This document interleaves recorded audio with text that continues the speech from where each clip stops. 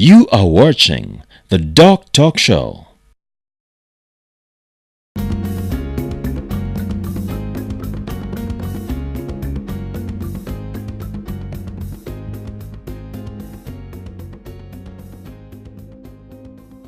This is the story of nearly 4 million women living in Uganda.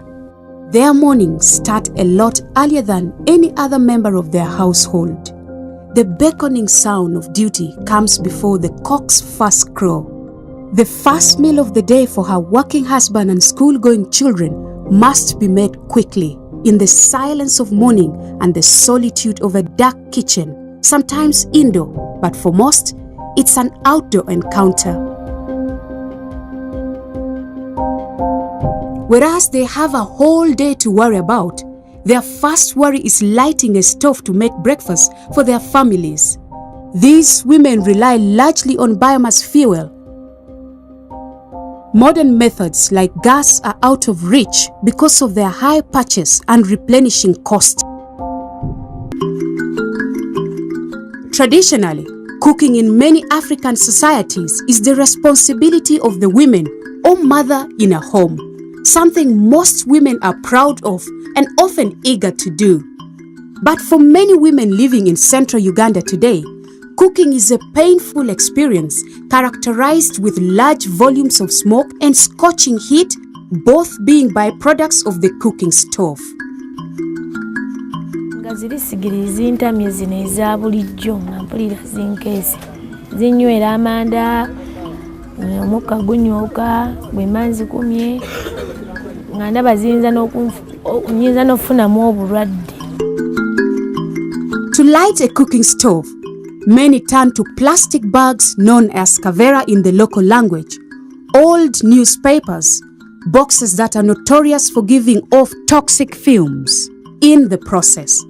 Unaware of the complications that come with constant exposure to such toxic fumes, these women find themselves living in danger of acquiring respiratory and cardiovascular complications. Children who are exposed to this smoke, especially in the kitchens, their immunity to infections goes down. And when it goes down, the chance that they will be infected with infections like pneumonia is increased. So mothers need to take this seriously to make sure that their children are not exposed. Unknown to many, the cost of cooking with biomass fuel is fatal to their health and well-being.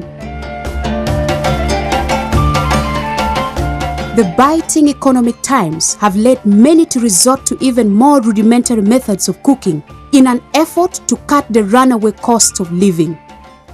However, the cutting down of trees for firewood and the fumes emitted from cooking with biomass fuels have only increased the pressure on the environment.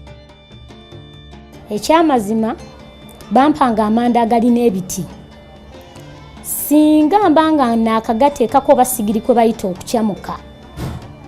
Omuliro ogwo mu kukwata gwavangamu omukka. Ne mpulira nga nziira nga nze omukyalo omuzito.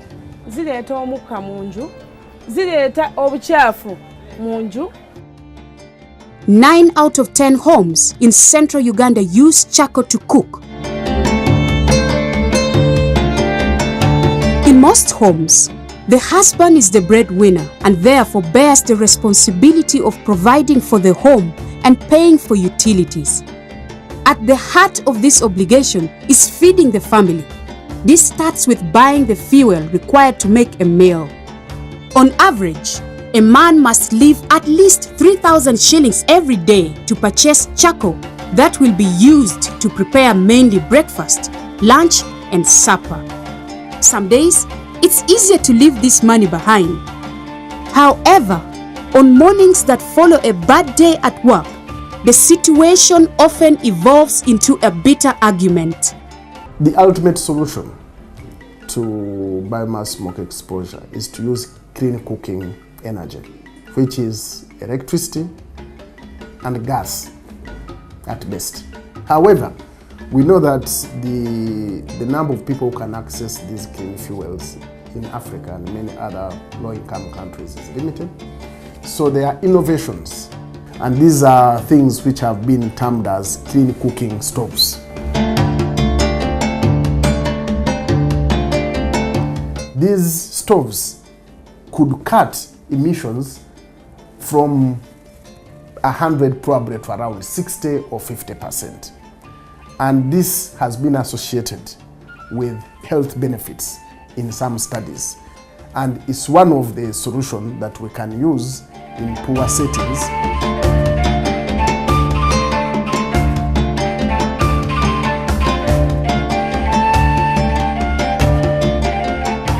One, make sure that where you cook is clearly ventilated.